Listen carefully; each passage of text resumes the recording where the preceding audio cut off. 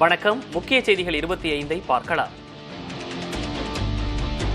புத்தாண்டு கொண்டாட்டத்தை முன்னிட்டு புதுச்சேரியில் 2000க்கும் மேற்பட்ட காவல்துறையினர் பாதுகாப்பு பணியில் ஈடுபட்டுள்ளனர். நாளை காலை 9 மணி வரை ஒயிட் டவுன் பகுதிக்குள் வாகனங்கள் செல்ல தடை விதிக்கப்பட்டுள்ளது. ஆம்பூர் சாலையிலிருந்து கடற்கரை நோக்கி செல்லும் அனைத்து சாலைகளும் தற்காலிகமாக மூடப்பட்டுள்ளது. மருத்துவமனை மற்றும் அவசர சிகிச்சைக்கு செல்லும் வாகனங்களுக்கு தனி வழி ஒதுக்கப்பட்டுள்ளது. புத்தாண்டு கொண்டாட்டத்திற்கு கடற்கரை வரும் பொதுமக்கள், சுற்றுலா பயணிகள் வாகனங்கள் நிறுத்த 10 இடங்களில் தற்காலிக பார்க்கிங் ஏற்பாடு செய்யப்பட்டுள்ளது. வாகன நிறுத்தும் இடத்திலிருந்து கடற்கரை சாலை செல்ல இலவசமாக 30 அரசு பேருந்துகள் ஏற்பாடு செய்யப்பட்டுள்ளது.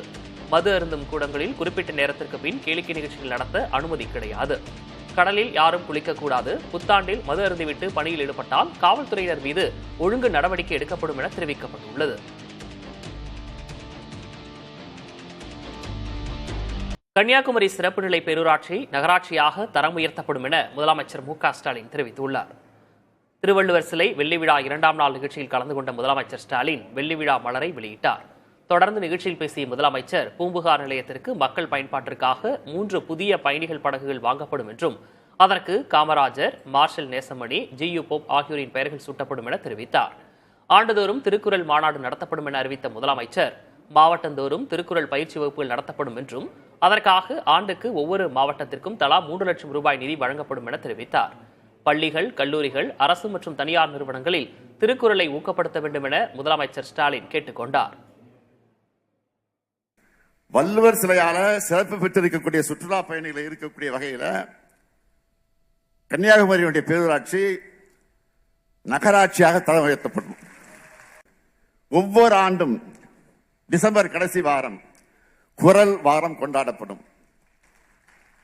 5வது அறிவிப்பு, தமிழ் திறனை தேர்வில் வெற்றி பெற்ற மாணவர்களுக்கான திருக்குறள் மாணவர் மாநாடு ஆண்டுதோறும் நடத்தப்படும். அண்ணா பல்கலைக்கழக மாணவி பாதிக்கப்பட்ட விவகாரத்தில் மற்றொரு குற்றவாளி வேண்டப்பட்டவர் என்பதால் அமைச்சர்கள் வரிந்து கட்டிக்கொண்டு ஒருவர் மட்டுமே குற்றவாளி என தெரிவிப்பதாக அதிமுக பொதுச் செயலாளர் எடப்பாடி பழனிசாமி குற்றம் சாட்டியுள்ளார். சென்னையில் செய்தியாளர்களிடம் பேசிய அவர் பொள்ளாச்சி சம்பவத்தில் குற்றச்சாட்டு எழுந்தபோது சிபிஐ விசாரணைக்கு உத்தரவிட்டதாக குறிப்பிட்டார். புகார் கொடுத்தது யாருங்க? நாங்களே அதிமுக புகார் கொடுத்தோம். பாதிக்கப்பட்ட பெண் தான் புகார் கொடுத்தாங்க. அந்த பாதிக்கப்பட்ட பெண் கொடுத்த புகார்ல தான் இது இடம்பெற்றிருக்குது. அப்படின்னா அமைச்சர் யாரையும் காப்பாற்றுறதுக்காக இதை பேசிட்டு இருக்க. அதனாலதான் இந்த போராட்டமே வலுத்திட்டு இருக்குது. ஏதோ தங்களுக்கு வேண்டியப்பட்ட ஒருவரை காப்பாற்றுவதற்காக இத்தனை அமைச்சர்களும் குரல் கொடுத்துட்டு இருக்கிறாங்க. பொள்ளாச்சி பாலியல்ங்கிறாங்க. பொள்ளாச்சி பாலியல் நடைபெற்ற உடனே சிபிஐக்கு நான் ஹேண்ட் ஓவர் பண்ணேன். சிபிஐ விசாரிக்க வேண்டும் உத்தரவு போட்டேன். நீங்க என்ன பண்றீங்க? மாநில அரசாங்கம் பாலியல் வன்கொடுமைக்கு ஆளான பெண்ணுக்கு நீதி கிடைப்பதில்லை. அந்த பாலியல் இன்னைக்கு வந்து அண்ணா நகர்ல ஒரு சிறுமி பாதிக்கப்பட்டாங்க. உதாரணத்துக்கு சொல்றேன். அந்த சிறுமி காவல் நிலையத்துக்கு போய் அண்ணா நகர் அனைத்து மகளிர் காவல் நிலையத்துக்கு புகார் கொடுக்குறாங்க. மெத்தன போக்கில் இருக்கிறாங்க. அப்புறம் வேறொரு காவல் நிலையத்தில் அதை வந்து மாற்றுறாங்க. இதையெல்லாம் செய்தி வெளிவந்த பிறகு உயர்நீதிமன்றம் தானாக முன் வந்து வழக்கை எடுத்து சிபிஐக்கு இந்த வழக்கு விசாரிக்கிறாங்க. அப்படி சிபிஐக்கு விசாரிக்கின்ற அந்த வழக்கை ஏன் இந்த அரசாங்கம் உச்சநீதிமன்றத்தில் மேல்முறையீடு செய்யறீங்க? சிபிஐ விசாரிக்கலாம்ல. அடியில் கனமளம் இருந்தாலும் வழியில் பயம். உங்களுக்கு தான் எந்த வித தடங்களும் இல்லையா? யாரை காப்பாற்றுவதற்காக உச்சநீதிமன்றத்தில் மேல்முறையீடு செஞ்சீங்க? இனி சில முக்கிய செய்திகளை அடுத்தடுத்து பார்க்கலாம். பெண்களுக்கான திட்டங்களுக்கு ஒதுக்கப்பட்ட நிதியை திமுக அரசு பயன்படுத்தவில்லை என பாஜக மூத்த தலைவர் தமிழிசை சவுந்தரராஜன் குற்றம் சாட்டியுள்ளார். சென்னையில் செய்தியாளர்களிடம் பேசிய அவர் அண்ணா பல்கலைக்கழக பாலியல் வன்கொடுமை விவகாரம் தொடர்பாக பாஜக தலைவர் ஜே.பி. நட்டாவிடம் பேச உள்ளதாக கூறினார். போல நான் அந்தமான் நிக்கோபார் மாநில தலைவரை தேர்வு செய்வதற்கு சிறப்பு அதிகாரியாக செல்கிறேன். அதன் விஷயமாக மரியாதைக்குரிய நட்டாஜி அவர்களிடம் பேசுவதற்கும் தமிழகத்தில் உள்ள அரசியல் சூழ்நிலைகளை பற்றி விவரிப்பதற்கும், குறிப்பா அண்ணா பல்கலைக்கழகம் போன்ற நிகழ்வுகளில் பெண்களுக்கு நடந்து கொண்டிருக்கின்ற பாதிப்புகள் இதையெல்லாம் விவாதிப்பதற்கும் தமிழக அரசியல் சூழ்நிலையை பற்றி எடுத்துச் சொல்வதற்கும் நான் செல்கிறேன். அதே மாதிரி நீங்க சிஏஜி அறிக்கையை நீங்க பாத்தீங்கன்னா பல துறைகளில் பணம் குறிப்பாக கொரோனா போன்றவற்றில் கூட செலவு செய்யாமல் திருப்பி அனுப்பப்பட்டிருக்கிறது. அப்புறம் நிதின்னு சொன்னா எல்லாம் திருப்பி அனுப்பப்பட்டிருக்கிறது. பெண்களுக்கான துறைக்கான நிதி செலவிடப்படவில்லை. இதுக்கு பதில் சொல்ல மாட்டேன்றாங்க. தமிழகத்தில் ஸ்மார்ட் மீட்டர் கொள்முதலுக்காக விடுக்கப்பட்ட சர்வதேச டெண்டரை மின்வாரியம் ரத்து செய்துள்ளது. அதானி நிறுவனம் குறிப்பிட்டிருந்த தொகையை மின்வாரிய பட்ஜெட்டுக்குள் இல்லாததால் டெண்டரை ரத்து செய்ததாக மின்வாரியம் தெரிவித்துள்ளது. தமிழகத்தில் மொத்தம் 3 கோடி மின் இணைப்புகளுக்கு ஸ்மார்ட் மீட்டர் பொருத்த திட்டமிடப்பட்டுள்ளது. அதற்காக 4 தொகுப்பாக பிரித்து தமிழகம் முழுவதும் தனித்தனியாக கடந்த ஆண்டு ஆகஸ்டில் ஒப்பந்த புள்ளிகள் கோரப்பட்டன. அதில் முதல் தொகுப்புக்கான ஒப்பந்தங்களின் விலைப்புள்ளி இறுதி செய்யப்பட்டு அதானி எனர்ஜி சொல்யூஷன்ஸ் லிமிடெட் நிறுவனத்திற்கு ஒப்பந்தம் வழங்கப்பட்டிருந்தது. அதானி குழுமம் ஒரு ஸ்மார்ட் மீட்டருக்கு எவ்வளவு விலை குறிப்பிட்டிருந்தது என்ற விவரம் இல்லை. ஸ்மார்ட் மீட்டர்களை வாங்குவதற்கான மூலதன செலவுகளில் ஒரு பகுதியை தமிழ்நாடு மின்சார வாரியம் முன்பணமாக வழங்கியிருக்கும் நிலையில் மீதமுள்ள தொகையை ஒரு மீட்டருக்கு 1 மாதத்திற்கு என குறிப்பிட்ட தொகையை அதானி நிறுவனம் வசூலித்துக் கொள்ளும் என கூறப்படுகிறது. அவ்வாறு வசூலிக்கப்படவிருக்கும் தொகை மாதத்திற்கு 120 ரூபாயை விட அதிகம் வருவதாக கூறப்படுகிறது. அதன்படி பார்த்தால் தமிழ்நாடு மின்வாரியம் வழங்கும் முன்தொகை இல்லாமல் ஒவ்வொரு ஸ்மார்ட் மீட்டருக்கும் கூடுதலாக 10,500 ரூபாய் வசூலிக்கப்படும். இதுவே ஒப்பந்த காலம் 10 ஆண்டுகளாக இருந்தால் ஸ்மார்ட் மீட்டருக்கான தொகை 15,000 என கூறப்படுகிறது. மற்ற நிறுவனங்களை விட அதானி வசூலிக்கும் தொகை குறைவாக இருந்தாலும் கள நிலவரத்துடன் ஒப்பிடும்போது விலை அதிகம் என மின்வாரியம் தரப்பில் கூறப்படுகிறது. விலையை குறைக்க அதானி நிறுவனத்துடன் நடந்த பேச்சுவார்த்தைகள் தோல்வியில் முடிந்தால் சர்வதேச ஒப்பந்தத்தையே ரத்து செய்வதாக மின்வாரியம் அறிவித்துள்ளது. அதானி குழுமத்திற்கு வழங்கிய ஸ்மார்ட் மீட்டர் ஒப்பந்தத்தை ரத்து செய்தது போல் அந்நிறுவனத்திடமிருந்து சூரிய ஒளி மின்சாரத்தை வாங்கும் ஒப்பந்தத்தையும் ரத்து செய்ய வேண்டும் என பாமக தலைவர் அன்புமணி ராமதாஸ் தெரிவித்துள்ளார். இது தொடர்பாக அவர் வெளியிட்டுள்ள அறிக்கையில் மின் இணைப்புகளுக்கு ஸ்மார்ட் மீட்டர் பொருத்தும் முதல் தொகுப்பிற்கான ஒப்பந்தம் அதானி குழுமத்திற்கு வழங்கப்பட்ட நிலையில் அந்த ஒப்பந்தத்தை தமிழக அரசு ரத்து செய்துள்ளது மகிழ்ச்சி அளிப்பதாக தெரிவித்துள்ளார். ஒப்பந்த புள்ளி கோரப்பட்ட காலத்தில் இருந்ததை விட தற்போது ஸ்மார்ட் மீட்டர்களின் விலைகள் மிகவும் குறைந்துள்ளதாக கூறப்படுவதாகவும் அன்புமணி அறிக்கையில் தெரிவித்துள்ளார். எனவே ஸ்மார்ட் மீட்டர் பொருத்துவதற்கான மறு ஒப்பந்த புள்ளிகள் கோருவது தேவையற்றது என்றும் அந்த முடிவை கைவிட்டு மின்வாரியமே ஸ்மார்ட் மீட்டர் பொருத்தும் திட்டத்தை நேரடியாக செயல்படுத்த வேண்டும் என்றும் அன்புமணி ராமதாஸ் வலியுறுத்தியுள்ளார். மேலும் அதானி குழுமத்திடமிருந்த சூரிய ஒளி மின்சாரத்திற்கான கட்டணம் ஒரு யூனிட்டுக்கு 2 ரூபாய் 61 காசுகள் என்பது அதிகம் என்பதால் அதற்கான ஒப்பந்தத்தையும் ரத்து செய்ய வேண்டும் என அறிக்கையில் அன்புமணி ராமதாஸ் குறிப்பிட்டுள்ளார்.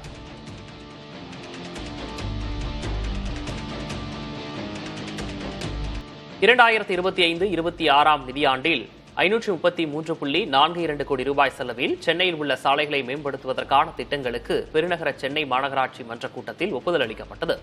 இந்த திட்டத்தின் கீழ் 1669 உட்புற சாலைகளும் 31 பேருந்து பாதைகளும் மேம்படுத்தப்பட இருக்கின்றன. 8340 தெரு பலகைகள் டிஜிட்டல் பலகைகளாக மாற்றப்பட உள்ளன. ராயப்பேட்டை, அண்ணாநகர், தேனாம்பேட்டை, கோடம்பாக்கம், அடையாறு மண்டலங்களில் உள்ள நடைபாதைகளை மேம்படுத்தவும் பழுது நீக்கம் செய்யவும் மாநகராட்சி மன்றம் ஒப்புதல் அளித்துள்ளது.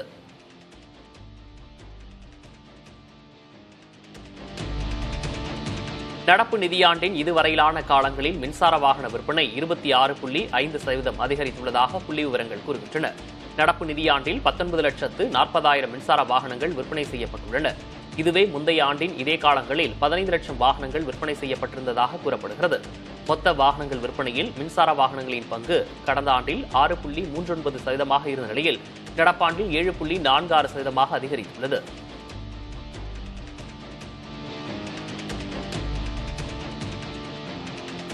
இரண்டாயிரத்தி 24ஆம் ஆண்டில் அந்நிய பங்கு முதலீட்டாளர்கள் இந்திய பங்கு சந்தையில் தங்கள் வசமிருந்த 1.20 லட்சம் கோடி ரூபாய் மதிப்பிலான பங்குகளை விற்று வெளியேறியுள்ளனர்.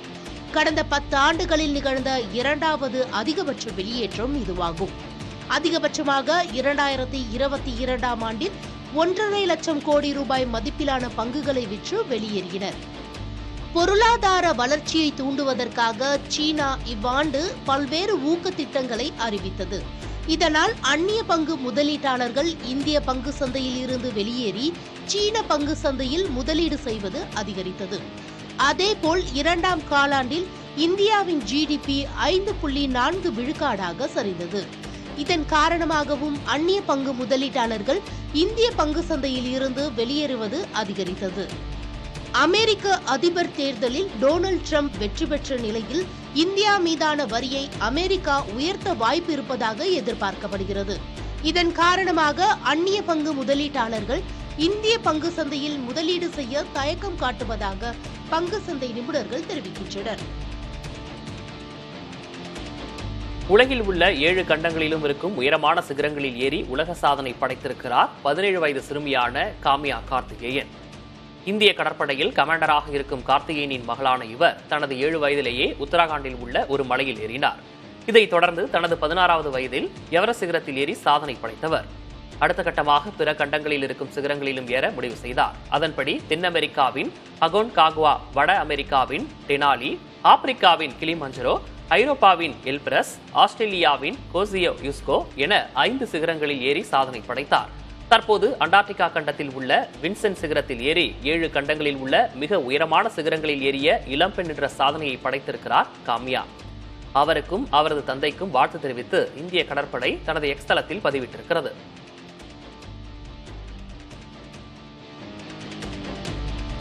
தென்கொரியாவில் பதவி நீக்கம் செய்யப்பட்ட முன்னாள் அதிபர் யூன் சுக் இயோலை கைது செய்ய சியோல் நீதிமன்றம் உத்தரவு பிறப்பித்துள்ளது.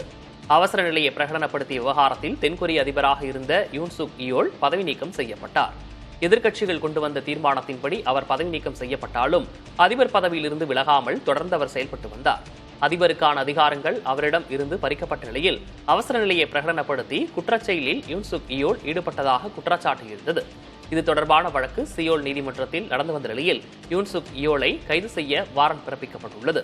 அதிகாரத்தை தவறாக பயன்படுத்தியதாக எழுந்த குற்றச்சாட்டில் அவர் மீதான நீதிமன்ற நடவடிக்கைக்கு பலரும் வரவேற்பு தெரிவித்துள்ளனர். எல்சால்வடார் நாட்டில் கடத்தி வரப்பட்ட 1.5 டன் மதிப்பிலான கொகைன் போதைப் பொருட்களை கடற்படையினர் பறிமுதல் செய்தனர். கடல் வழியாக படகுகள் மூலம் கொகைனை கடத்தி வந்த ஈக்வடார் நாட்டைச் சேர்ந்த 2 பேர் கைது செய்யப்பட்டனர்.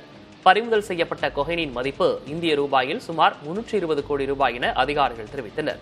நடப்பாண்டில் எல்சால்வடார் நாட்டிற்கு கடத்திவரப்பட்ட 16.7 டன் கொகைனை பறிமுதல் செய்துள்ளதாகவும் அதன் மதிப்பு 417.7 மில்லியன் அமெரிக்க டாலர் என கடற்படை அதிகாரிகள் தெரிவித்துள்ளனர்.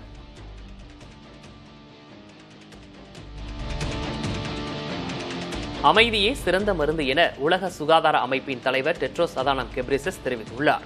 புத்தாண்டை ஒட்டி அவர் வெளியிட்டுள்ள வாழ்த்து வீடியோவில் உலகின் சண்டை நிலவும் பகுதிகளில் அமைதி மற்றும் சுகாதார பாதுகாப்பை உறுதி செய்வதே உலக சுகாதார அமைப்பின் நோக்கம் என கூறியுள்ளார்.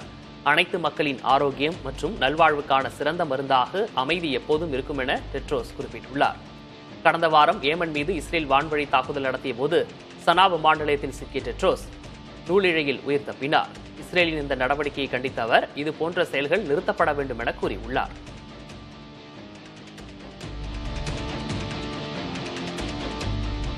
தங்கத்தின் விலை நாளுக்கு நாள் அதிகரித்து வரும் நிலையில் தமிழ்நாட்டு பெண்களுக்கு பிரமிப்பூட்டும் தகவல் ஒன்றை உலக தங்க கவுன்சில் தெரிவித்துள்ளது. தமிழ்நாட்டில் உள்ள பெண்களிடம் பல டன் கணக்கில் தங்கம் இருப்பதாக உலக தங்க கவுன்சில் தகவல் அளித்துள்ளது.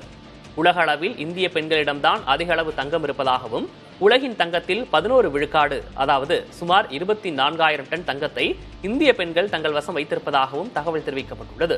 ஒவ்வொரு ஆண்டும் இந்திய பெண்களிடம் உள்ள தங்கத்தின் அளவு அதிகரித்து வருவதாகவும் உலக தங்க கவுன்சில் தெரிவித்துள்ளது. இந்தியாவில் இருக்கும் தங்கத்தில் 40 விழுக்காடு தென்னிந்திய பெண்களிடம் இருப்பதாகவும் குறிப்பாக தமிழ்நாட்டு பெண்களிடம் மட்டும் 6,270 டன் தங்கம் உள்ளதாகவும் தெரிவிக்கப்பட்டுள்ளது.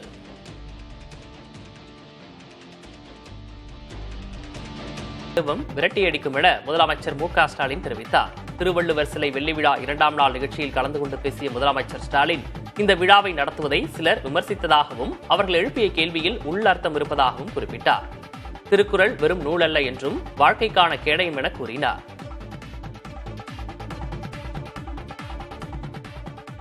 திருவள்ளுவர் சிலை அமைச்சு 25 ஆண்டுகள் ஆகிடுச்சுன்னு சொன்னதும் அதுக்கு பெரிய விழா நடத்தணும்னு நான் சொன்னேன். சில அதி மதாதிபிகள் உடனே சொன்னாங்க, ஒரு சிலை அமைச்சதுக்கு எதுக்கு விழா நடத்தணும்னு கேட்க தொடங்கினாங்க. அவங்க கேள்வியில அர்த்தம் கிடையாது, ஆனா உள்ளர்த்தம் இருக்கு. திருவள்ளுவர் வெறும் சிலை அல்ல, திருக்குறள் வெறும் நூல் அல்ல, நம்ம வாழ்க்கைக்கான வாழும் கேடயமும்.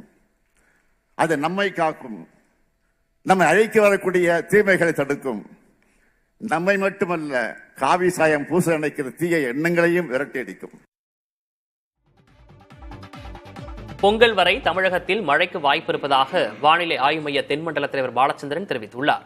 சென்னையில் செய்தியாளர்களிடம் பேசிய அவர் வடகிழக்கு பருவமழை இயல்பை விட 33% அதிகமாக பதிவாகி இருப்பதாக கூறினார். இயல்பிலிருந்து விலகலை பார்க்கின்ற பொழுது தென்மேற்கு பருவமழை காலத்தில் 18%, வடகிழக்கு பருவமழை காலத்தில் 33%, ஆண்டு கணக்கில் 28% இயல்பை விட அதிகம். வடகிழக்கு பருவமழை காலத்தில் 6 மாவட்டங்கள் நெல்லை, சேலம், தருமபுரி, கிருஷ்ணகிரி, திருப்பத்தூர், விழுப்புரம் ஆகிய மாவட்டங்களில் இயல்பை விட மிக அதிகமாகவும் 23 மாவட்டங்களில் இயல்பை விட அதிகமாகவும் 11 மாவட்டங்களில் இயல்பாகவும் மழை பதிவாகியிருக்கிறது. தற்பொழுது நிலவரப்படி பார்க்கும் பொழுது எக்ஸ்டெண்டட் ரேஞ்ச் ஃபோர்காஸ்ட் படி பார்க்கும் பொழுது பொங்கல் வரைக்கும் மழை வருவதற்கான வாய்ப்பு இருக்கிறதால் வடகிழக்கு பருவமழையுடைய விலகல் பிறகுதான் தெரிவிக்கப்படும். ஆங்கில புத்தாண்டை முன்னிட்டு தமிழகத்தின் பல்வேறு பகுதிகளில் சிறப்பு ஏற்பாடுகள் மற்றும் முன்னெச்சரிக்கை நடவடிக்கைகள் செய்யப்பட்டுள்ளன. மதுரையில் வழிபாட்டு தலங்கள், பொழுதுபோக்கு இடங்களில் குற்றங்களை தடுக்க 1500 காவல்துறையினர் பாதுகாப்பு பணியில் ஈடுபடுத்தப்பட உள்ளனர். புத்தாண்டை வரவேற்கும் நிகழ்ச்சிகளை காவல்துறை அனுமதி பெற்றே நடத்த வேண்டும் என்றும், இரவு 1 மணிக்கு மேல் எந்த கொண்டாட்டமும் கூடாது எனவும் காவல்துறை தரப்பில் தெரிவிக்கப்பட்டுள்ளது. கோவையில் மட்டும் 1600 காவலர்கள் புத்தாண்டு பாதுகாப்புக்காக பணியமர்த்தப்பட்டுள்ளனர். கேளிக்கை விடுதிகள், உள்ளரங்குகள் உள்ளிட்டவற்றில் சட்டம் ஒழுங்கு பிரச்சினை நடைபெறாத வண்ணம் முன்னெச்சரிக்கை நடவடிக்கை எடுக்க அறிவுறுத்தப்பட்டிருக்கிறது. மேலும் மாநகரில் மொத்தம் 35 இடங்கள் கண்டறியப்பட்டு தணிக்கை செய்யப்பட உள்ளன. புத்தாண்டையொட்டி சேலத்தில் உள்ள கேளிக்கை விடுதிகளுக்கு பல்வேறு நிபந்தனைகளை விதித்துள்ள காவல்துறையினர், மது அருந்திவிட்டு வாகனத்தை ஓட்டினால் கைது நடவடிக்கை எடுக்கப்படும் என எச்சரிக்கை விடுத்துள்ளனர். மாநகரம் முழுவதும் ஊர்காவல் படையினர் மற்றும் 300 காவல்துறையினர் பாதுகாப்பு பணியில் ஈடுபட உள்ளனர். நள்ளிரவு 1 மணிக்கு மேல் பொதுமக்களுக்கு இடையூறு ஏற்படுத்தும் வகையில் புத்தாண்டு கொண்டாட்டத்தில் ஈடுபடுபவர்கள் மீது சட்டப்படி நடவடிக்கை எடுக்கப்படும் என திருச்சி மாநகர காவல் ஆணையர் எச்சரிக்கை விடுத்திருக்கிறார். அசம்பாவிதம் ஏதும் நிகழாமல் இருக்க முன்னெச்சரிக்கை ஏற்பாடு செய்யப்பட்டுள்ளதாகவும், பொதுமக்களுக்கு இடையூறு செய்யாமல் புத்தாண்டினை கொண்டாடுமாறும் கேட்டுக் கொண்டுள்ளார். சென்னை வடபழனி முருகன் கோயிலுக்கு வெடிகுண்டு மிரட்டல் விடுத்தது தொடர்பாக ஒருவர் கைது செய்யப்பட்டார். கடந்த ஞாயிற்றுக்கிழமை வடபழனி கோயிலுக்கு செல்போன் மூலம் வெடிகுண்டு மிரட்டல் விடுக்கப்பட்ட நிலையில் போலீசார் சோதனை செய்தனர். இதில் வெடிகுண்டு மிரட்டல் புரளி என்பது தெரியவந்தது. இது தொடர்பாக செல்போன் எண்ணை வைத்து விசாரித்த காவல்துறையினர் தரமணியில் வசித்து வந்த விவேக் மாறனை கைது செய்தனர். தனியார் மகளிர் பாலிடெக்னிக் கல்லூரியில் உதவி பேராசிரியராக இருக்கும் விவேக் மாறன் மதுபோதையில் வடபழனி முருகன் கோயிலுக்கு வெடிகுண்டு மிரட்டல் விடுத்தது விசாரணையில் தெரியவந்தது.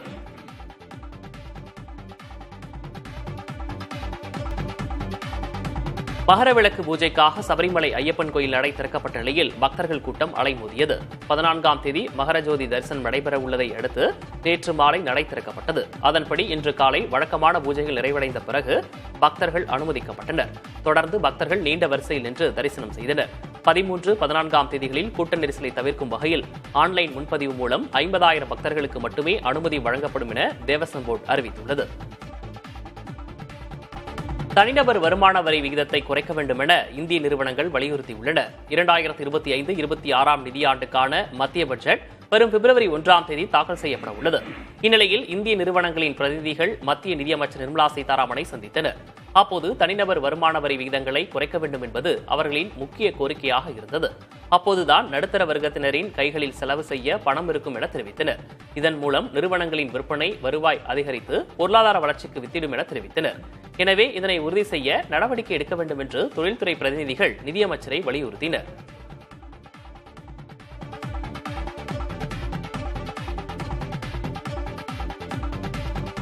பீகார் அரசு பணி தேர்வு ஆணையம் நடத்திய முதல்நிலை தேர்வை ரத்து செய்ய வேண்டும் என்று மாணவர்கள் நடத்தி வரும் போராட்டம் தீவிரமடைந்திருக்கிறது. கடந்த டிசம்பர் 13ஆம் தேதியன்று பீகார் அரசு பணி தேர்வு ஆணையம் முதல்நிலை போட்டித் தேர்வை நடத்தியது. இந்த தேர்வில் பெரிய அளவிலான ஊழல் நடந்திருப்பதாகவும் இந்த தேர்வை ரத்து செய்து மறுதேர்வு நடத்த வேண்டும் என்றும் மாணவர்கள் போராடி வருகின்றனர். கடந்த ஞாயிறு அன்று தலைநகர் பாட்னாவில் போராடிய மாணவர்கள் மீது காவல்துறை தடியடி நடத்தியதை அடுத்து போராட்டம் தீவிரமடைந்து பிற மாவட்டங்களுக்கும் பரவியுள்ளது.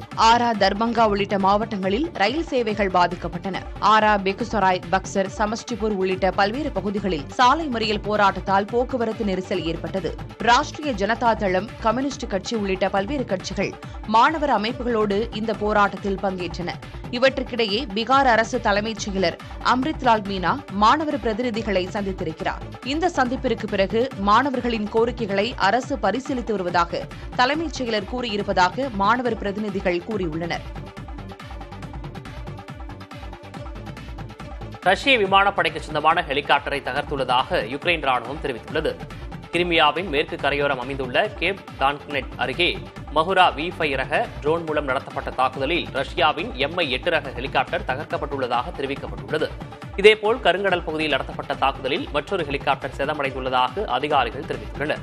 இதற்கிடையே யுக்ரைன் விமானப்படைக்கு சொந்தமான 2 ட்ரோன்களை ரஷ்ய படையினர் சுட்டு வீழ்த்தியுள்ளதாக ரஷ்ய பாதுகாப்புத்துறை தரப்பில் தெரிவிக்கப்பட்டுள்ளது.